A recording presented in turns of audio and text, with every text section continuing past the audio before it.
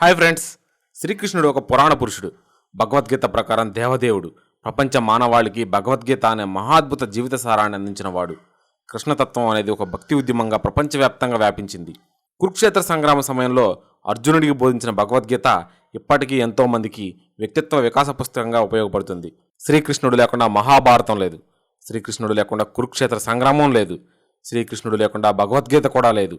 అయితే మీకు తెలుసా, శ్రీకృష్ణుడు పాలించిన ద్వారకా నగరం ఇప్పటికీ గుజరాత్లోని సముద్ర గర్భంలో ఉందని, దానికి సంబంధించిన అవశేషాలు కూడా దొరికాయని. ఈ వీడియోలో శ్రీకృష్ణుడి గురించి, ఆయన పాలించిన ద్వారకా నగరం గురించి, అలాగే ద్వారకా నగరం ఎందుకు నీట మునిగిపోయింది అన్న విషయాల గురించి మాట్లాడుకుందాం.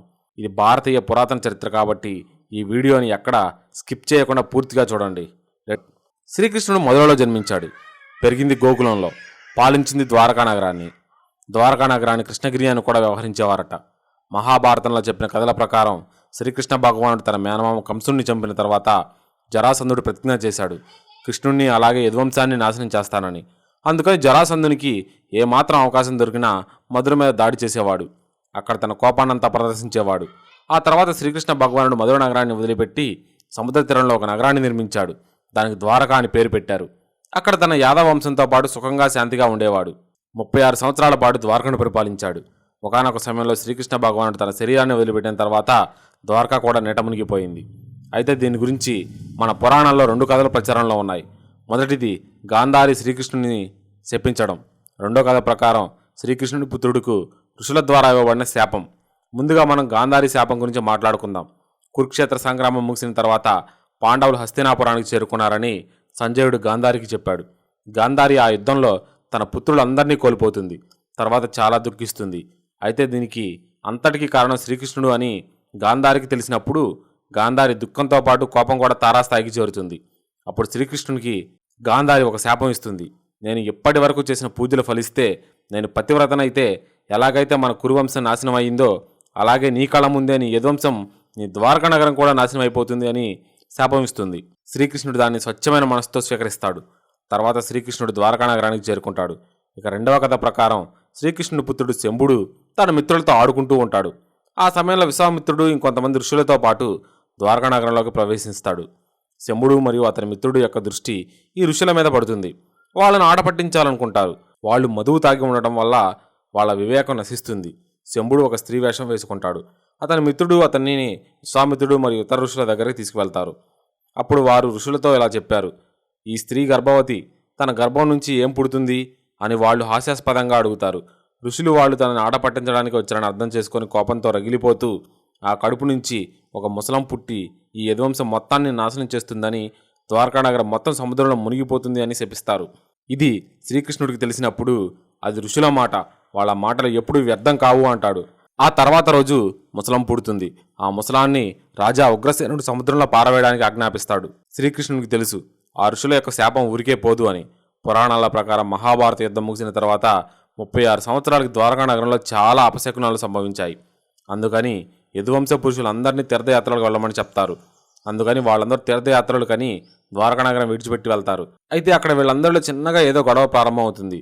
ఆ గొడవ చినికి చినికి గాలివానగా మారుతుంది. ఇది యుద్ధంగా మొదలవుతుంది. అలా ఆ రూపంలో ఒక ఋషి యొక్క శాపం నిజమవుతుంది.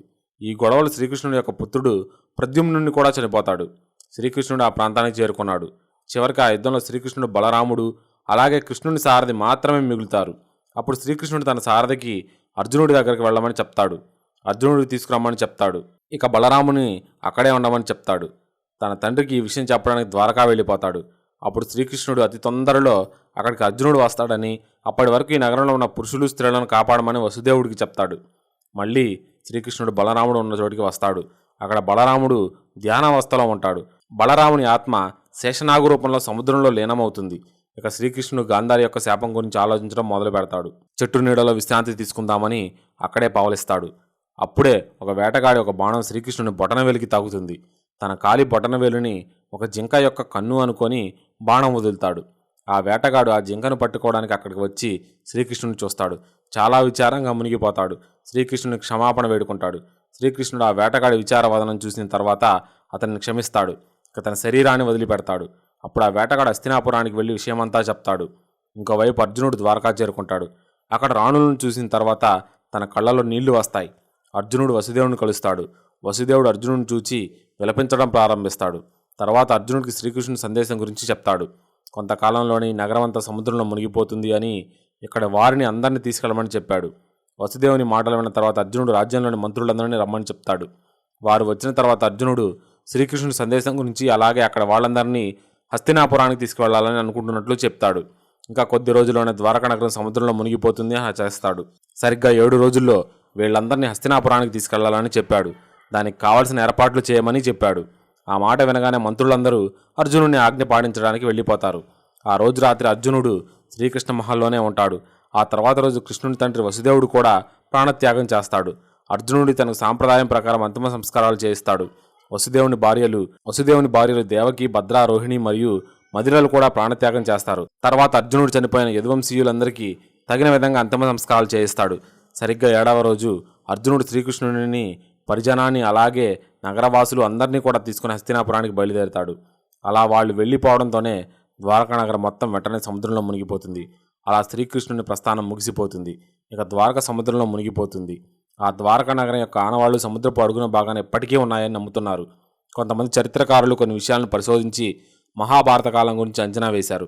సుమారు 5000 సంవత్సరాల పూర్వం మహాభారత యుద్ధం జరిగిందని, కొన్ని అంచనాల ప్రకారం క్రీస్తు పూర్వం 3228 జూలై 21న శ్రీకృష్ణుని జననం జరిగింది. ఆయన శరీరాన్ని వదిలిపెట్టినప్పుడు ఆయన వయసు 125 సంవత్సరాలు.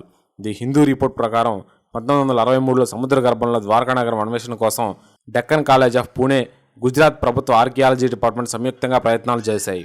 అప్పుడు వారికి దాదాపు 3000 సంవత్సరాల పురాతనమైన వంట పాత్రలు లభించాయి. దాని తర్వాత కూడా పరిశోధనలు కొనసాగుతూనే ఉన్నాయి. దాదాపు 10 సంవత్సరాల తర్వాత ఇండియన్ ఆర్కియాలజీ డిపార్ట్మెంట్కి సముద్ర గర్భంలో కొన్ని రాగి పాత్రలు కనిపించాయి. తర్వాత ద్వారకా నగరాన్ని గురించి కూడా కొన్ని ఆధారాలు వాళ్ళకి లభించాయి.